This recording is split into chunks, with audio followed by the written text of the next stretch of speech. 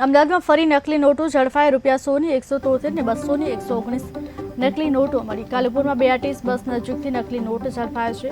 શરાફત હુસેન અંસારી, ફરદીન પઠાણ, સંજય ખખરાની ધરપકડ। પોલીસે ગુનો નોંધી આગળ કાર્યવાહી હાથ ધરી।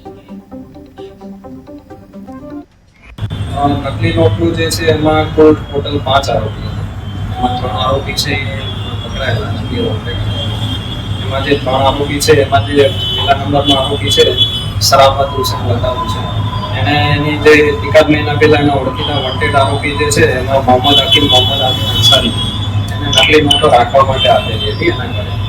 ત્યારબાદ એને જે નોટો હતો એ નાસિર હુસેન કરીને એનો નાનો ભાઈ છે શરાફત હુસેન, એને પોતાના મિત્ર આરોપી નંબર 2 જે એમાં છે અત્યારે હાલ પકડાયો છે ફરદીન ખાન, અને અમદાવાદ સાબરમતી જેલ ખાતે આવેલ અને તે બંનેના ગુનાના કામે વોન્ટેડ આરોપી અમર દશરથ દંતાણીને આપવામાં આવ્યા।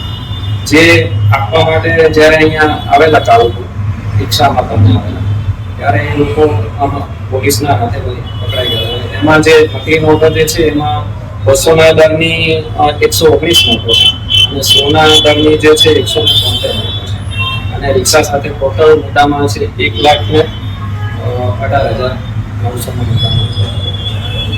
બંને ફરાર આરોપી છે, તેમનો રોલ શું છે ગુનાની અંદર અને કેટલા સમયથી આ નકલી નોટનું રેકેટ ચલાવતા હોવાનું તપાસમાં સામે આવ્યું? જે બંને ફરાર આરોપી છે એ લેવાના હતા, એકચ્યુઅલી નોટ એમને આપવાની હતી। એ આપણે અહીંયા એક બુરહાનપુર મોહમ્મદ હકીમ, મોહમ્મદ આમિન અંસારી કરીને છે એ એમપીનો છે, અને બીજો જે અમરત કરીને છે અમરત દંતાણી, એ આપણે અહીંયા કુબેરનગર અમદાવાદમાં રહે છે, એને પણ એ નોટ આપવાના હતા એવું આ આરોપી નથી।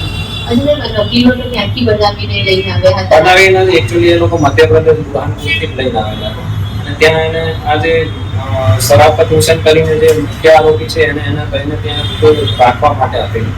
ત્યાં બનાવેલી છે એવું કંઈ નથી કરેલું, એમને ત્યાં રાખેલી હતી અને અહીંયા એ લોકો એમને આપવામાં। નકલી નોટનું જે છે એમાં કુલ ટોટલ 5 આરોપી હતા।